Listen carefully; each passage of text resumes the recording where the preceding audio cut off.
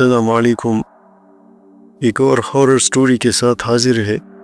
اگر چینل پر نئے ہو تو سبسکرائب کیجئے گا، اگر ٹک ٹاک پہ دیکھ رہے ہیں تو فالو کیجئے گا، اور اگر فیس بک پہ دیکھ رہے ہیں تو فالو بھی کیجئے گا اور ایک کمنٹ ضرور کیجئے گا۔ یہ ایک دلچسپ اور سنسنی خیز کہانی ہے جو اللہ دتہ نامی ایک بزرگ کے ساتھ پیش آئی۔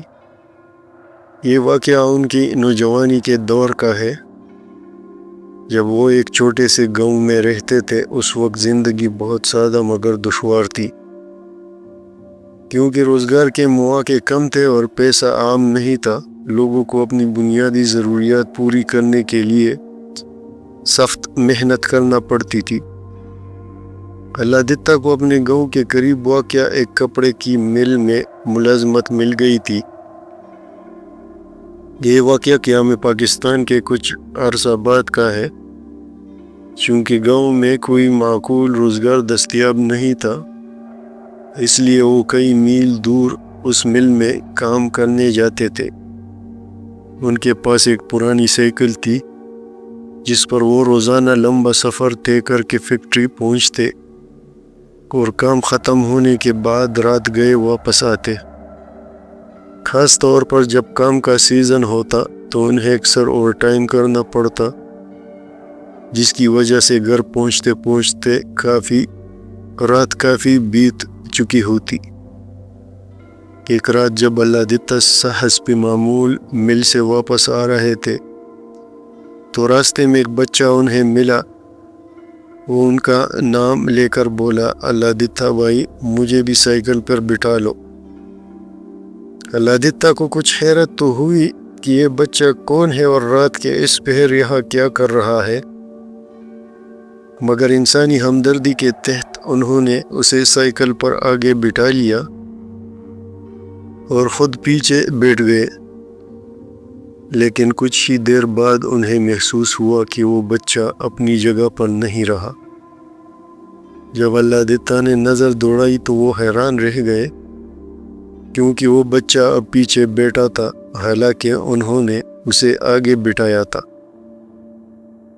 اللہ دتہ کو کچھ عجیب سا محسوس ہوا، مگر وہ خاموش رہے اور سائیکل چلاتے رہے۔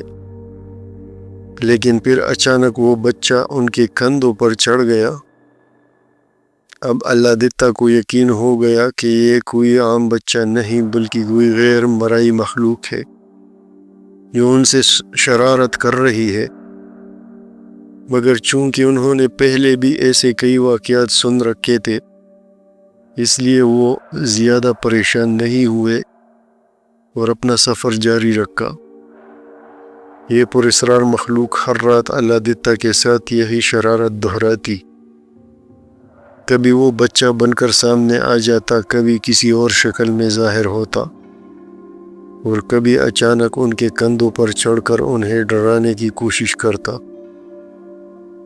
اللہ دتہ نے اسے زیادہ سنجیدہ نہیں لیا، کیونکہ وہ جانتے تھے کہ یہ مخلوق زیادہ تر صرف شرارتیں ہی کرتی ہے اور کوئی جانی نقصان نہیں پہنچاتی۔ مگر ایک رات جب اللہ دتہ مل سے واپس آ رہے تھے تو اس شرارتی مخلوق نے حد کر دی۔ جیسے ہی اللہ دتہ اس محسوس جگہ پہنچے جہاں وہ ہر روز انہیں تنگ کرتا تھا، اچانک ان کی سائیکل کا ٹائر پنکچر ہو گیا۔ اللہ دتہ کو فوراً اندازہ ہو گیا کہ یہ اسی مخلوق کی حرکت ہے۔ اب ان کے لیے مسئلہ یہ تھا کہ گاؤں کافی دور تھا اور انہیں پیدل چلنا پڑا۔ اللہ دتہ اس رات کافی غصے میں تھے، مگر وہ جانتے تھے کہ اس مخلوق سے لڑنا ممکن نہیں۔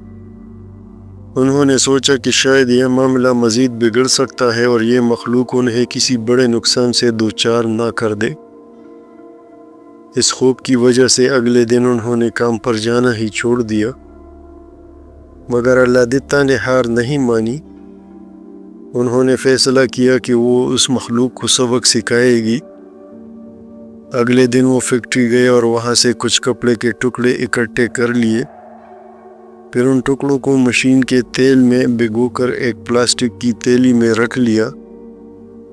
جب وہ رات کو واپس آنے لگے تو وہ جگہ جہاں یہ مخلوق ہمیشہ آ کر انہیں تنگ کرتی تھی وہی رک گئے۔ جیسے ہی وہ شرارتی مخلوق نمودار ہوئی اور اپنی حرکتیں شروع کرنے لگی، اللہ دتا نے وہ کپڑے نکالے، انہیں آگ لگائی اور اچانک اس کی طرف اچھال دیے۔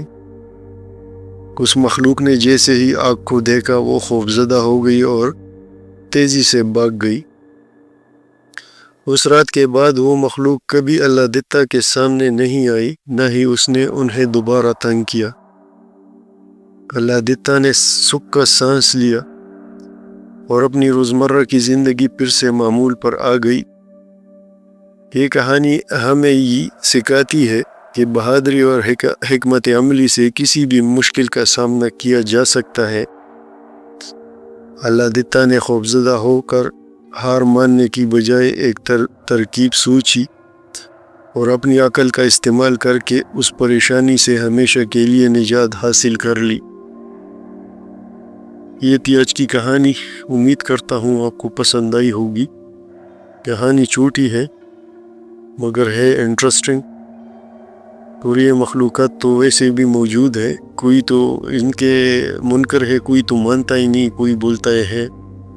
اب اللہ یا بہتر جانتا ہے کہ کیا ماجرا ہے۔